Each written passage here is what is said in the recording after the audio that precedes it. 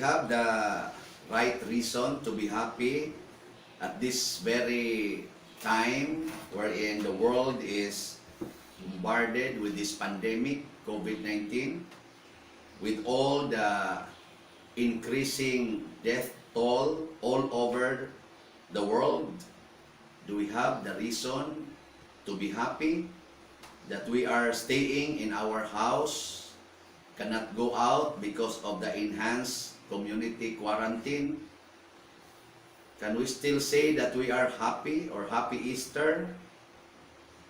Considering the fact that marami sa ating mga kapatid ngayon wala nang kinakain, ang daming wala nang mga supply, kasi 5 kilos, 3 kilos of rice ang binibigay, good for 2 weeks. Do we have the reason to be happy? So siguro, ano na lang natin, baguhin na lang natin ating greeting, sasabihin na lang natin na sad Easter. Hindi. We have all the reasons to be happy. And one of these is the truth of preached by the apostles, the truth in the gospel. And what is the truth? The empty tomb.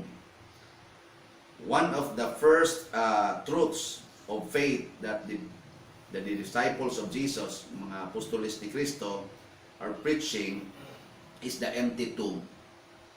Anong ibig sabihin ng libingan na walang laman? Empty. That Jesus is risen. That Jesus cannot be confined in the tomb. And we know, alam natin na bago siya pumasok sa kanyang libingan, pinatay muna siya. At yun ang ginagawa ng COVID-19 ngayon. Pinahirapan tayo, pinapatay niya ang ilan sa atin, at ipapasok sa libingan. Pero in general, ang buhay din natin dito sa mundo, maraming mga sufferings. There are many sufferings before we die. We will suffer and then die, and then put in the tomb. And many of us are afraid of these realities. Takot tayo na masaktan, takot tayo na maghihirap, at lalong takot tayo na mamatay. And Jesus proved in His life that He is the true life, and He passed through the sufferings and death and entered into the tomb for 3 days, and now He is risen. So ibig sabihin, pinapatunayan ni Jesus na kung kasama siya, kung siya ang kasama natin sa buhay, according to the second reading of today, kung siya ang kasama natin sa buhay, yung mga sufferings, death, at saka yung pagpasok natin sa libingan, these are just momentary realities. Sa Tagalog, pangsamantala. Just a moment, momentary. Hindi sila permanent realities. Yung suffering natin ngayon sa COVID-19, hindi ito permanent. Ang pagkamatay natin dito sa mundo, hindi yan permanent. At yung tomb natin, hindi din yan permanent. At kung alam natin na hindi ito permanent, anong mangyayari? Hindi tayo matatakot kasi hindi yan permanent. So ano ang permanent na pinapatunayan ni Jesus? Permanente ang life. Life is permanent. Here on earth and the next life. Ano pang pinapatunayan niya? Happiness is permanent. Happiness is always there. Kahit nasa gitna tayo ng kahirapan, pwede tayong maging masaya. The apostles went back fearful yet happy. Nandoon yung happiness. Pinarusahan sila nung nagsalita na sila tungkol sa resurrection of Jesus. Pinarusahan, kinulong, tinurture, at iba sa kanila Karamihan sa kanila, pinatay. But they were happy suffering the tortures of martyrdom. So ang happiness permanente kahit in the midst of sufferings, in the midst of death, and even inside the tomb, happiness is still there. Life is still there. At hindi yan permanente. Tulad ng yung itanim natin na yung mga butil, seeds ba? If we sow seeds on the ground, momentarily, ang seed mawala kasi nandoon siya sa ilalim ng ground at mamatay siya. Pero pag silang ulit ng ng new seed or seedling, ang mangyayari, mayroong joy. Saan nanggaling yung joy natin? Saan nanggaling yung buhay na yon? Nandoon sa seed na pinatay doon sa ilalim. Ibig sabihin, permanente yon, nandoon. At kung bigyan lang natin ng pagkakataon, talagang magpakita yan na nandito ako. So kung bigyan lang natin ng pagkakataon, ang happiness, nandyan yung happiness. Ang life nandyan. At ang pangatlo na binigyan ng Panginoon na permanente yung power of God. Ang kapangyarihan ng Panginoon, permanente. If we are in the midst of suffering, do not think that God is absent. Do not think that the power of God is absent. That is stubbornness on our part. So ito lang muna ang tatlo na patunayan doon sa empty tomb ni Jesus. If Jesus is there, permanente yung buhay, permanente yung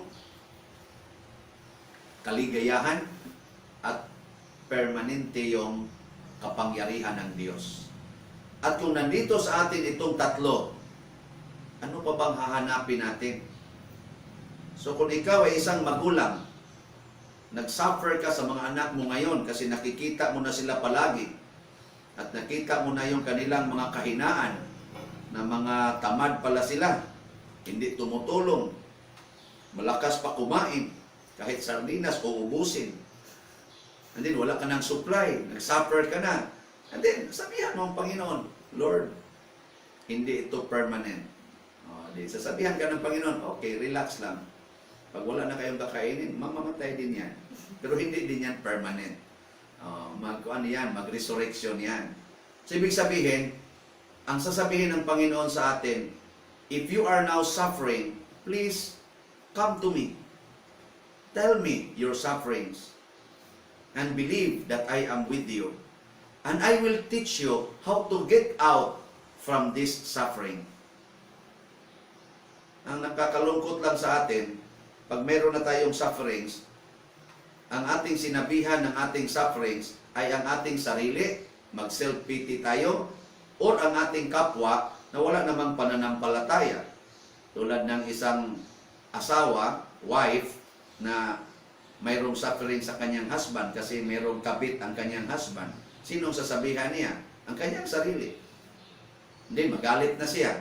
Pagkatapos, sabihan niya yung kanyang friend or kanyang family. And then, ang family din niya magsabi, ay, walang hiya talaga yung taong yan. Matagal ko na yung nakita na wala yung hiya. Hiwalayan mo na yan. Wala na. Sira yung kanilang pagsasama. So, dapat, doon siya magsabi sa Panginoon, Lord, mayroong kabit ang aking husband. Sabihan mo ang Panginoon. Then, ang sabihan ka ng Panginoon, ano ngayon? Ano ang naramdaman mo? Masakit, Lord. Then, ang sabi ng Panginoon, anong gusto mo? Ay, ikaw, Lord, ikaw magsabi sa akin, anong gagawin ko? Then, sasabihan ka ng Panginoon, patawarin mo yan at magkaroon ka ng kaligayahan. Pag maniwala ka, patawarin mo yung husband mo. Anong mangyari?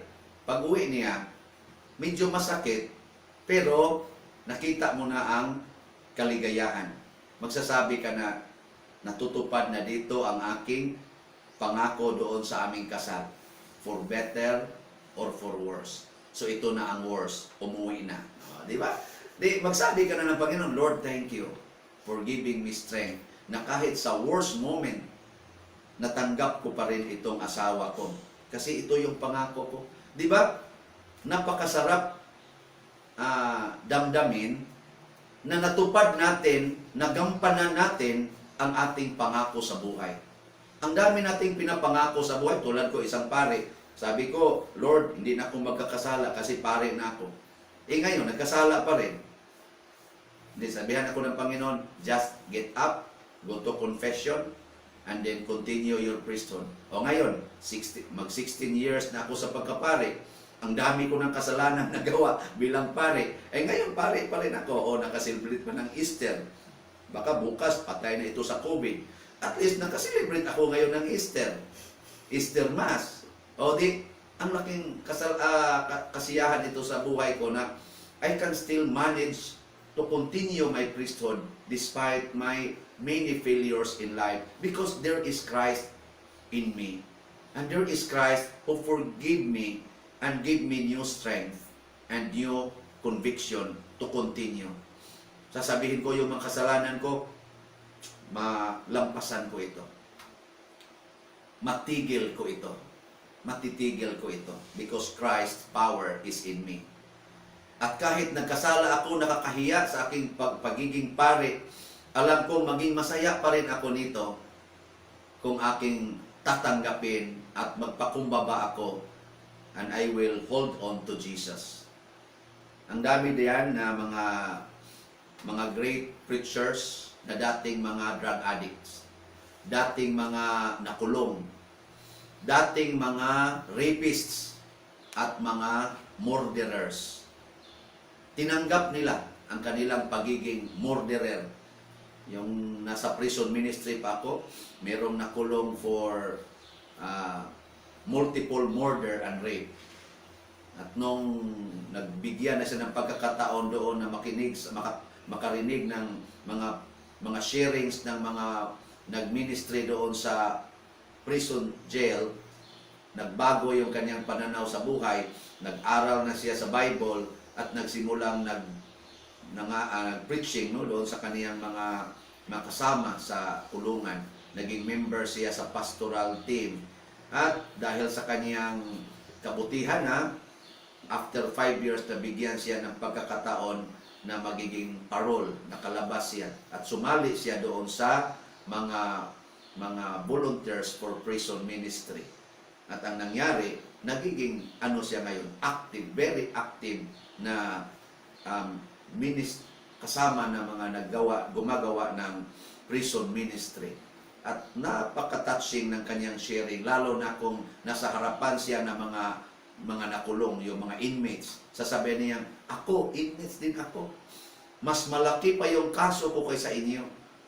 Pero sa awa ng Panginoon, dahil pinatawad ako, binigyan ako ng pagkakataon. Napaka-effective, my dear friends.